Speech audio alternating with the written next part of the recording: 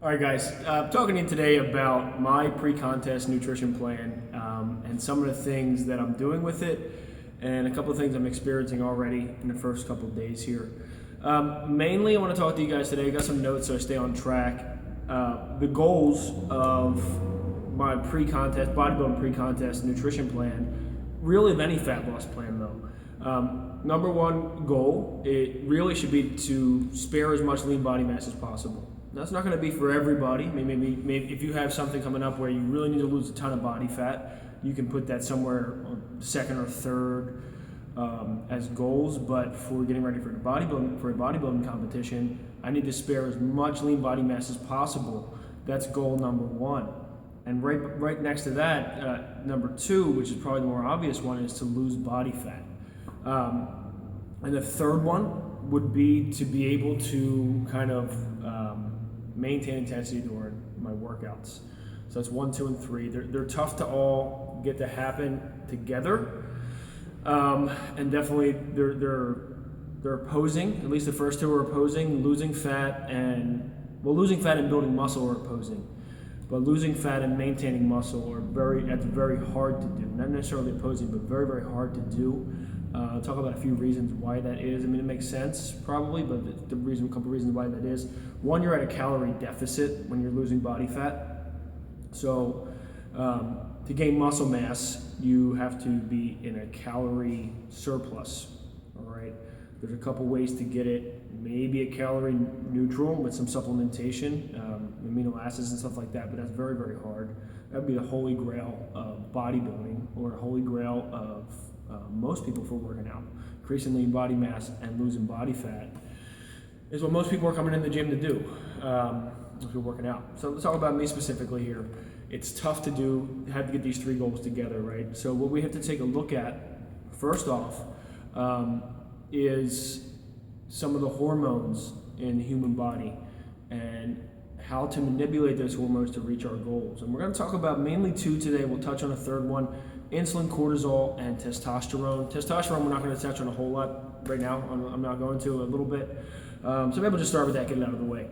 So what controls testosterone as far as macronutrients go? And we'll quickly go over macronutrients: proteins, carbohydrates, and fat. Those are the macronutrients. There's only three, so there's nothing else. When you hear somebody talking about tracking their macros, they're talking about tracking their macronutrients, and that's what I'm doing mostly. Tracking my macronutrients and manipulating my macronutrients during the day to reach my goals, right? Preserve lean body mass, lose body fat, keep my intensity up in the gym. Okay, so those are all the facts, all the kind of the terminology that I'm using here as I'm talking about what I'm experiencing so far, and a little bit more in-depth explanation of the plan here. So those are macronutrients. That's one of the hormones. Talking about testosterone. Testosterone, the main hormone that controls that is fat, dietary fat. So we want to keep dietary fat, at least I do right now, right? To reach these goals, keep dietary fat at a level that is going to allow healthy testosterone production. Okay, there's a million things that affect testosterone production in the body. But as far as macronutrients go, it's fat intake. And so I want to keep my fat intake above 15%. I'm actually, right now, my numbers have it at 26% exactly for where I'm at. There's a few other reasons for that. I'll get into another video why I'm not at 20 or I'm not at 40. But I'm at 26%. So that's fat for testosterone and fat relationship for today. Maybe I'll get into that a little bit more some other time. What I want to talk about today is my workouts this week so far. They've been a little different, even I'm only 2 or 3 days in, than I experienced in the last couple of years. And one of the reasons for that is what I'm doing. It's called carb targeting. So carb targeting is taking in the majority of my carbohydrate at times during the day where my cortisol is at its highest. Okay, so now it's probably time to talk about the two main hormones that I'm going to get into today. We're going to be insulin and cortisol. So we're breaking them down really simply. You can write a whole book on both of them. Insulin is a nutrient shuttling hormone. Shuttles nutrients into bloodstream, into the muscles, into fat. and it's an anabolic hormone. So anabolic means it promotes muscle growth, mass growth. Cortisol is released by the body in response to stress. It doesn't matter what that stress is, but it's released by the body in response to stress.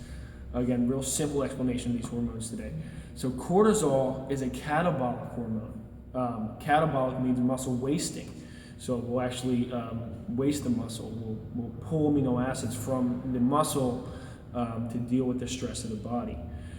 So what we don't want to be in a catabolic state very often in general, but especially when dieting, because we don't have a lot of room to be in a catabolic state, and because we're in a calorie deficit, right? So we're already going to be wasting some muscle being in a calorie deficit. No matter what you do, you're going to lose a little bit of muscle when you diet. To mitigate that, we want to manipulate our macronutrients and lifestyle, but macronutrients specifically for today. We want to manipulate our macronutrients to mitigate the times where cortisol is at its highest during the day. And where cortisol is at its highest during the day, the main one for an athlete is when we work out. All right, that's the highest cortisol is going to be in your body that day, on a regular day. Okay, cortisol is raising your body's in stress, and stress, working out is a stressor on the body. Pretty major one, especially when we're training at a high intensity. So CrossFit or traditional bodybuilding, all that stuff. If you're pushing hard in the gym or outside the gym, if you're a runner or something like that, your cortisol is jacked up. Insulin is kind of inhibits cortisol production. So we want to actually have our insulin at a higher level at the time where our cortisol is high. It kind of inhibits that. Now, there's a few problems here. So now it probably makes sense, if you're following along, it probably makes sense that, well, why not we'll just keep our insulin high? And we're good because that's anabolic. And the thing with insulin, if you have it, insulin spikes or very high insulin also will increase body fat, okay? Because it shuttles nutrients. So it's going to shuttle those nutrients back into the fat cells and everything else. So you have to be a little tricky here. And that's when I was talking about carb targeting. I'm going to carb target, so consume the majority of my daily carbohydrate, about 50% around my workouts, okay? And my pre-workout meal, I'm going to have 35% of my daily carbohydrate to mitigate the cortisol that I'm about to put my body through, okay? Remember, insulin kind of inhibits cortisol's bad effects. Okay, bad effects is losing muscle. In addition to that, another stressful time on the body that we all go through every day, barring any other stressful event and during the day, is waking up. Our cortisol is naturally at its highest when we wake up. That's just natural. So at breakfast, I would consume another 15% of my daily carbohydrate. Now I'm training in the morning right now, so I'm waking up about. I'm waking up 6:30, I'm eating breakfast around 7, and I'm training at 10. So I'm actually going to be consuming my breakfast carbohydrate and my pre-workout carbohydrate right then and there at breakfast. So I'm consuming 50% of my carbohydrate pre-workout, okay?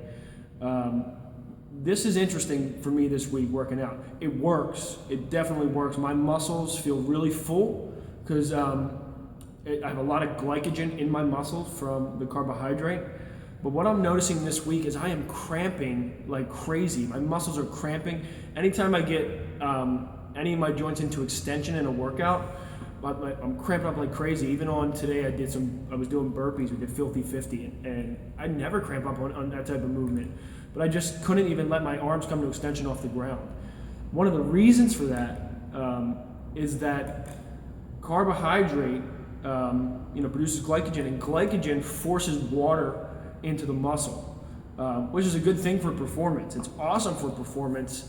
And if I was doing probably traditional bodybuilding workouts, maybe I'd probably be okay. But the intensity of some of the CrossFit workouts that we did this week so far, yesterday's workout we did power cleans and burpees, high intensity, and today's Filthy 50 here. it's really killing me. And so the solution to this is that I have to consume more water. I wouldn't say I'm dehydrated, maybe, but what is going on is my muscles are not getting enough water.